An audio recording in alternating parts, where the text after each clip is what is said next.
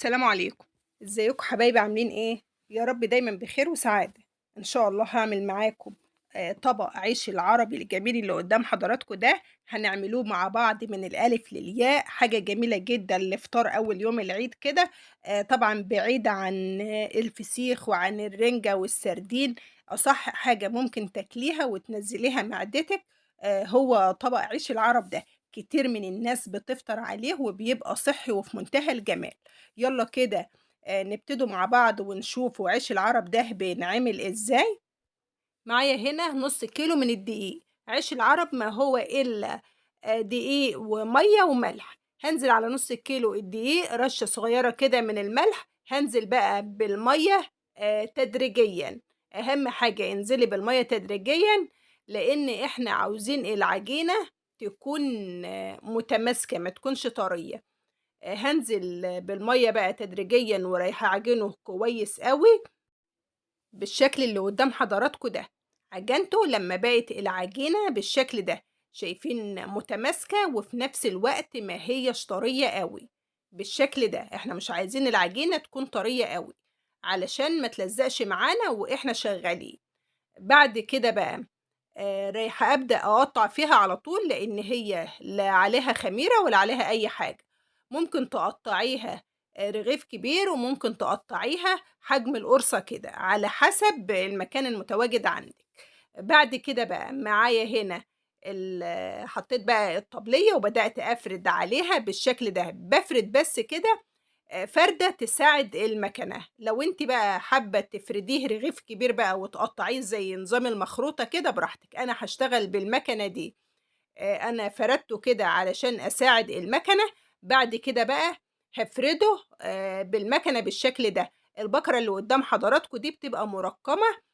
ترقي بقى العجينة، تتخني العجينة بتضبطيها بقى من البكرة دي، بتبقى فيها أرقام كده بتضبطيها منها. بعد كده بقى هابدأ أقطّع طول اللقمة اللي أنا عاوزاها بالشكل ده. وهابدأ بقى أجيب السكينة اللي قدّام حضراتكم دي، هي بتاعة المكرونة أو بتاعة عيش العرب. وهابدأ أنزل في السكينة دي بالعجينة. شايفين مقطّعاه بسم الله ما شاء الله، شكله جميل جدًا، بالشكل اللي قدّام حضراتكم ده. بالسكينة اللي قدّام حضراتكم دي شايفين. أهم حاجة بقى وأنتِ بتحطّيه في المكنة تكوني رشّاه بالدقيق علشان خاطر لا يلزق في المكنة ولا يلزق على بعضه.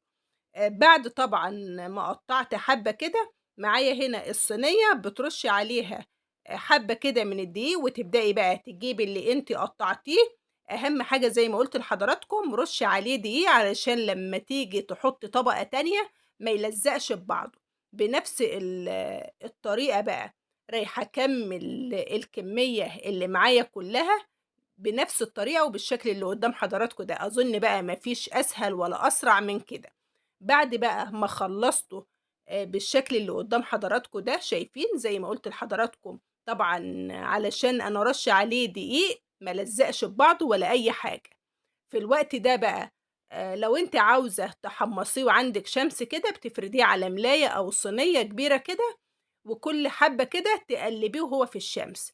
أمّا أنا بقى علشان الجو شتا، أنا حطّيته على صينية الفرن بالشكل ده، وسخّنت الفرن وخلّيته بقى هدّيته خلّيته يا دوبك صهد كده. دخّلته الفرن وكل حبّة كده أقلّبه، وما قفلتش باب الفرن عليه علشان ما ياخدش لون منّي ولا حاجة. لمّا يبقى معاكِ بالشكل ده، شايفين بسم الله ما شاء الله متحمّص ومقرمش ولونه فاتح وجميل، بالشكل اللي قدّام حضراتكم ده. بياخد في حدود ساعة إلا ربع أو ساعة كده في الفرن مع المتابعة. بعد كده بقى جِبت الكيس هابدأ أخزّنه في الكيس. طبعًا هو متحمّص بتخزّنيه بقى وبتعلّقيه في أي حتّة ما بيخسرش. لمّا بتحبّي تستخدمي منّه بتاخدي الكمية المناسبة على قد ما أنتِ هتاكلي أو هتستخدمي، بالشكل اللي قدّام حضراتكم ده. بعد ما عبّيته في الكيس ربطت عليه بقى علشان أحتفظ بيه، وأخدت في حدود كده ربع كيلو من عيش العرب ده علشان أسوّيه. الربع كيلو بيدّيكِ كمية ممتازة يعني. بعد كده بقى معايا هنا لتر أو كيلو من الحليب أو لتر من الحليب، أهم حاجة تحطيه كده على البوتاجاز يغلي وما تنزليش بالعيش إلا لمّا الحليب يغلي علشان ما يعجنش منِّك. هانزل بربع كيلو عيش على لتر من الحليب، وهابدأ كده كل دقيقتين 3 أقلّبهم والنار تكون هادية علشان ما يتلسعش منِّك. طبعًا باقلّب كده كل حبّة كده أدّي له تقليبة على النار هادية زي ما قُلت لحضراتكم. طبعًا بعد ما بيدخل في السِوَى أو يقرّب يستوي خالص بقى بالشكل اللي قدّام حضراتكم ده، شايفينه قد إيه مستوي بقى على المعلقة بالشكل اللي قدّام حضراتكم ده. هابدأ بقى لمّا أتأكد كده إنه استوى، بياخد في حدود 10 دقايق أو ربع ساعة كده غليان مع التقليب طبعًا. معايا هنا طبق كده صغير من القشطة لو متواجدة عندِك، مش متواجدة استكفي بقى بإنِّك تضيفي له سمنة بلدي، إنما عشان متواجدة حبيت أضيفها كده بتعزّز الطعم. ضِفت القشطة، بعد ما ضِفت القشطة لو حابة تاكليه كده بقى براحتِك، في ناس بتاكله كده.